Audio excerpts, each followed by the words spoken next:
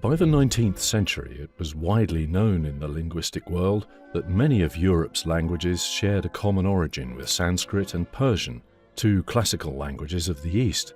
So it was not long before linguists rushed to find this common origin.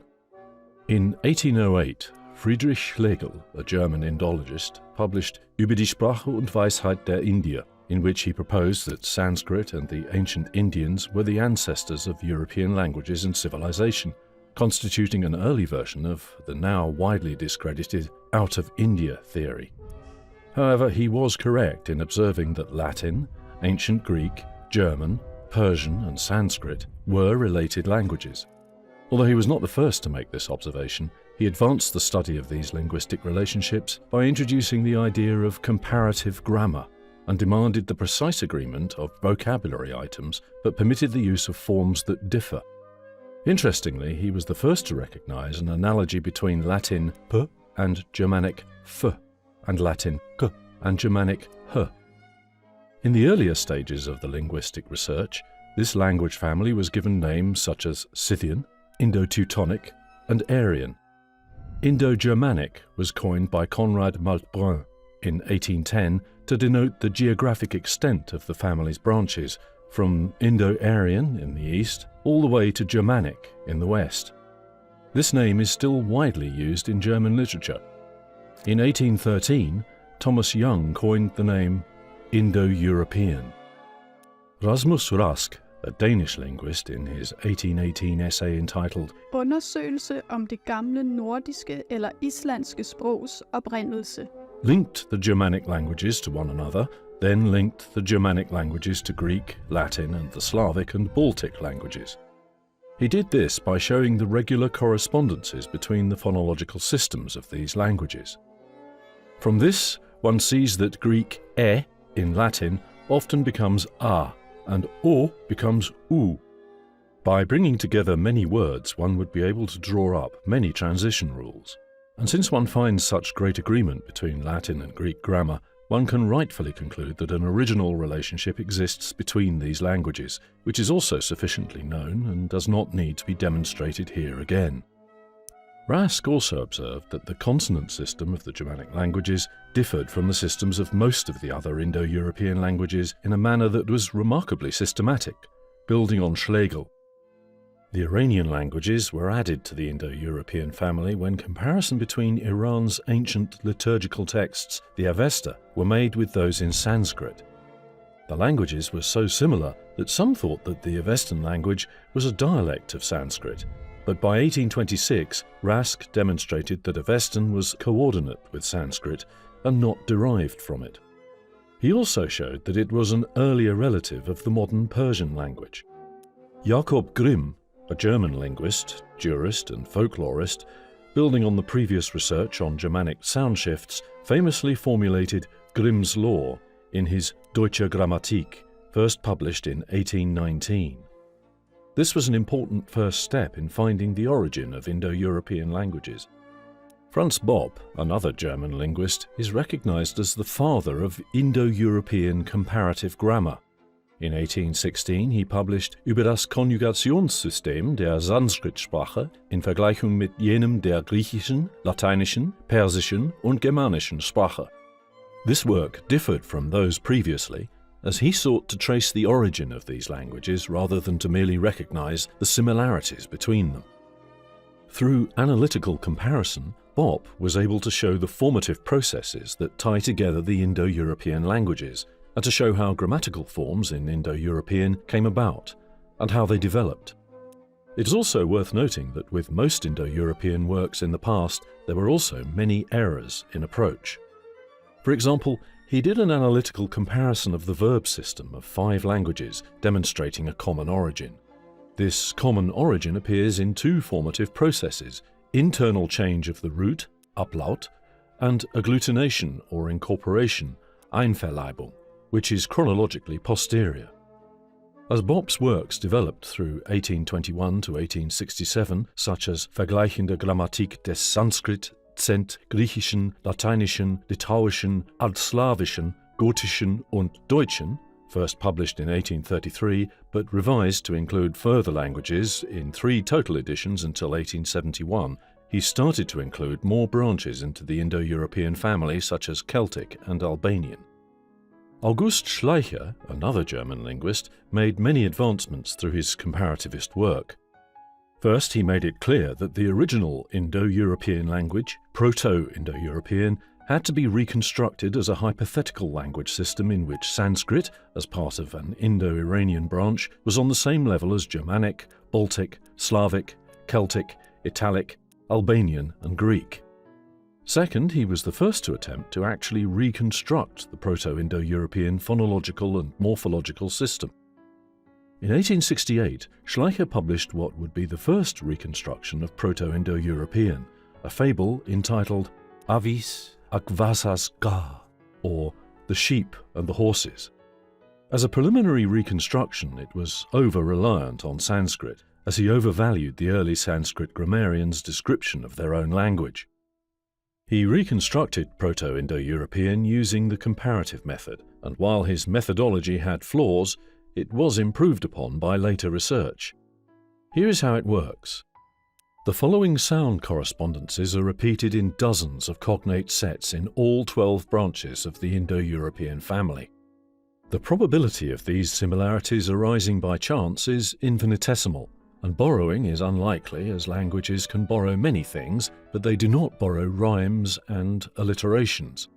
The only explanation is that these sounds have a common source from which they developed regularly but differently in each language. Essentially, the reconstruction is guided sometimes by a majority vote among the attested languages, always by the plausibility of the sound changes. From the th and t correspondence set, we reconstruct the ancestral Proto-Indo-European sound t, because most languages have t, and also because the change t to th is common, while the reverse is not. Note that the asterisk marks unattested, hypothetical reconstructed forms.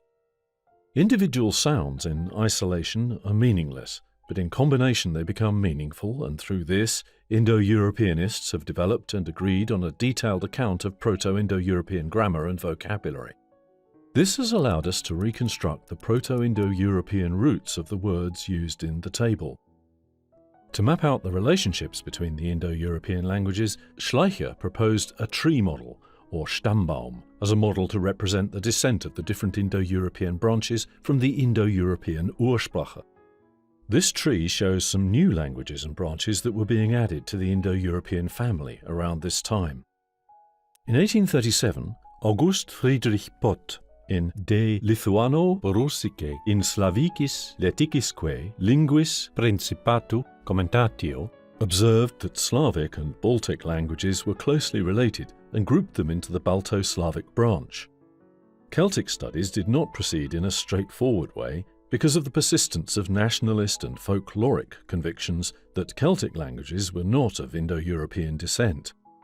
However, this began to change due to works such as James Cowles Pritchard's The Eastern Origin of the Celtic Nations, proved by a comparison of their dialects with the Sanskrit, Greek, Latin and Teutonic languages, followed by Adolphe Pictet's De l'affinité des langues celtiques avec le sanskrit.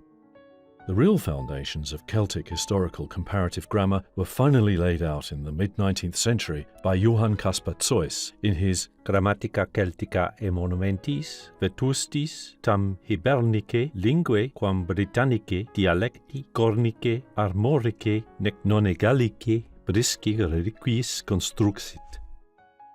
Zeuss is credited as affirming Celtic's position as an Indo-European language group. Rusk originally identified Armenian as an independent Indo-European language, but he later changed his mind, and like many others at the time, considered it to be an Iranian language. This was because Armenian borrowed many words from Iranian languages, which obscured the original Indo-European core vocabulary of the Armenian language. Finally, in 1875, Johann Heinrich Hübschmann made a breakthrough. According to Hübschmann, Armenian words that were extremely similar to Iranian forms in phonetic shape were suspected of being loan words and could not be safely regarded as genuine Armenian words. Through this method, which would only gradually gain universal acceptance, Hübschmann was able to identify the Armenian language as an independent branch of the Indo-European language family. However, the tree model was incorrect in some aspects, such as its implicit premise that languages remain isolated from contacts with other languages. So an alternative wave model was developed, most famously by Johannes Schmidt in 1872. The theory was that a language chain starts in a specific area and then spreads to surrounding areas like ripples in an ocean, and the intensity decreases the further the change travels, or if it runs into geographical borders such as mountains or seas. This was a somewhat more realistic presentation of linguistic relationships, but it also rested on a major premise. It portrayed geographical realities, but did not specify when anything occurred.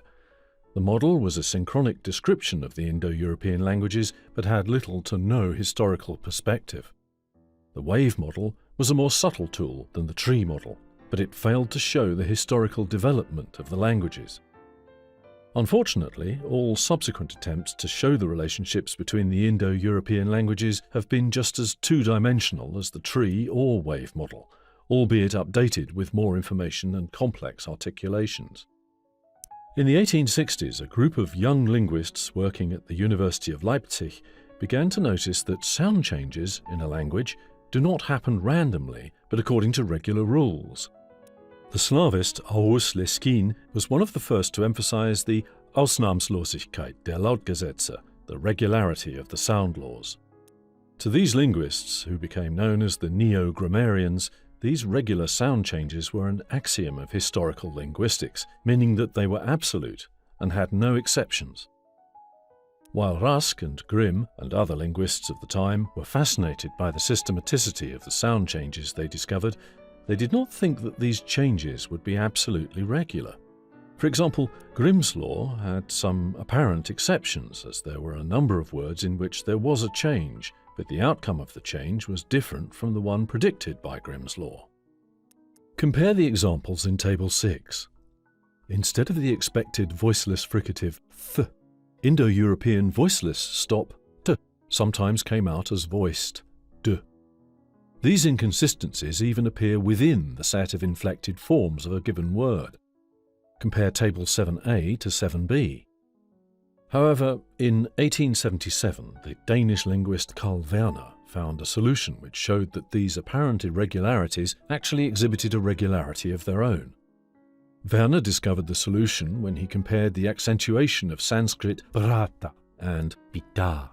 As the t in pita happened to correspond with a d instead of a th in Germanic, Werner's law comes in to explain this by stating that if t comes after a non-stressed syllable, the t would change to a d instead of a th. For brata, the t comes after a stressed syllable, so it changes to a th in Germanic, brother in Old English. For pita, the t comes after a non-stressed syllable, so the t changes to a d instead, fader in Old English, eventually turning into father. Thus, Werner's law solved the apparent exceptions to Grimm's law and proved the Neogrammarians to be correct. However, the Neogrammarians would meet a challenge in the form of the Laryngeal Theory.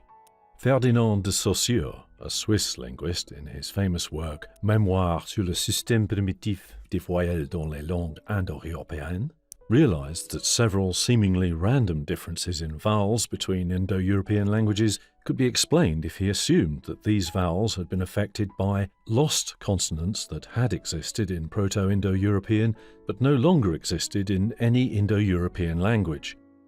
This was the first time that a linguist had reconstructed a feature for Proto-Indo-European that no longer existed in any Indo-European language and sparked much controversy, as it contradicted models of Neogrammarians like Karl Brugmann, who were skeptical of the theory. Saussure's Mémoire received a lot of criticism from his German contemporaries. Hermann Osthoff went as far as questioning Saussure's integrity, implying that he may have used knowledge acquired in the courses he had taken with Brugmann and himself. Saussure knew that this was not true, but unfortunately his monograph was mostly ignored in the Neogrammarian circles. The Neogrammarian framework was essentially codified at the beginning of the 20th century and largely continued on without much controversy until a groundbreaking discovery was made. The discovery and decipherment of Hittite, an Anatolian language famously by Jorgen Knudsen and then Bedřich Rosny, both of whom identified it as Indo-European in 1902 and 1917 respectively, led to a transformation of how Proto-Indo-European was understood. Confirming the predictive power of comparative linguistics, the Hittite laryngeal h appeared in inscriptions exactly in the positions Saussure had predicted for his lost consonant, proving him right 40 years after his hypothesis was made.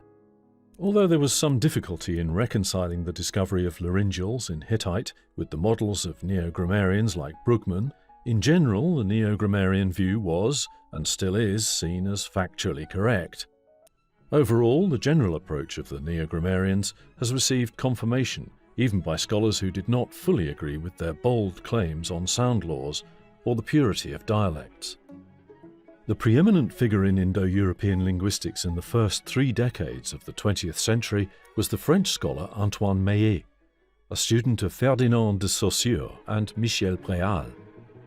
Aside from foundational work on the lexicon of the Slavic languages, on the grammar and vocabulary of Armenian, and on the history of Greek and Latin, Meillet wrote extensively on the comparative method in La méthode comparative en linguistique historique, which is still considered a classic. He also wrote Introduction à l'étude comparative des langues indo-européennes, one of the most successful introductions to Indo-European comparative grammar. In 1908, Emil Sieg and Wilhelm Siegling deciphered Tocharian, which came in the form of 2 languages designated A and B. Tocharian B was further deciphered and explored by Meillet and Sylvain Lévy. These discoveries further transformed the understanding of Proto-Indo-European.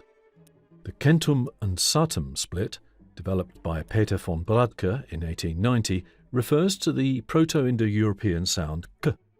The word for 100, gumtom, kept the k sound in Latin gentum, but changes to a sibilant s in Avestan satem.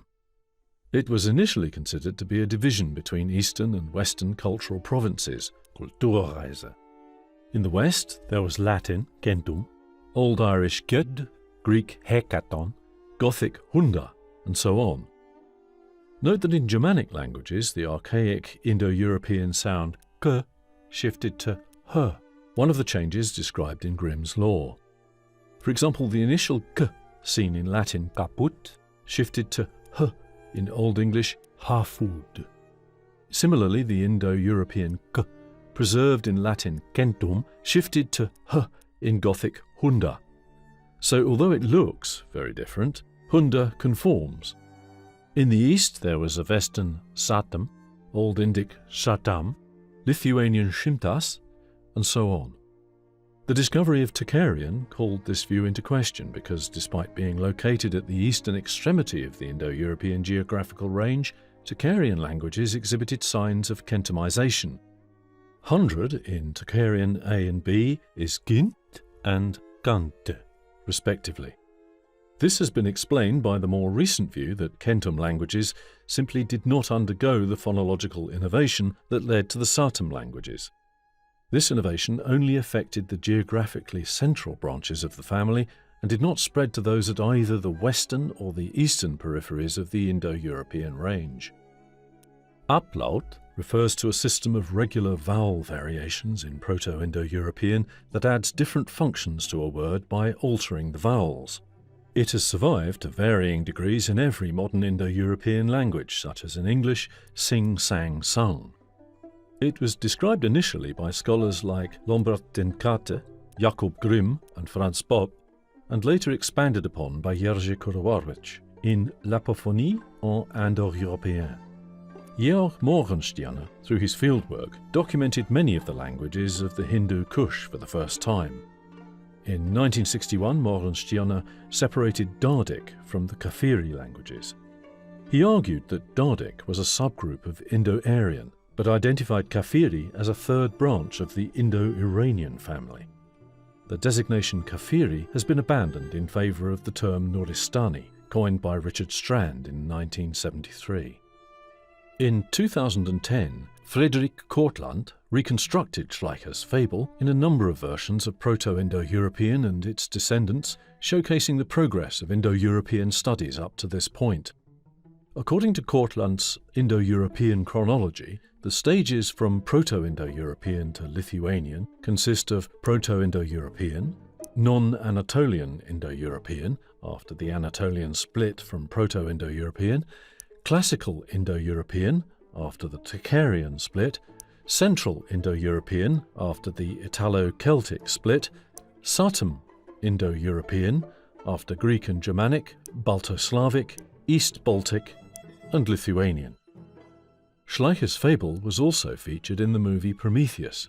Linguistics professor Dr. Anil Biltu taught Michael Fassbender his own reconstruction of the fable and appears in the film himself to teach Fassbender's character, Proto-Indo-European.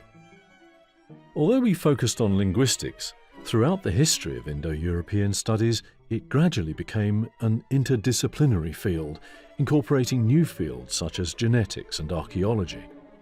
Now that you've seen the reconstruction of Proto-Indo-European, we must now ask, who spoke it, and where did they come from?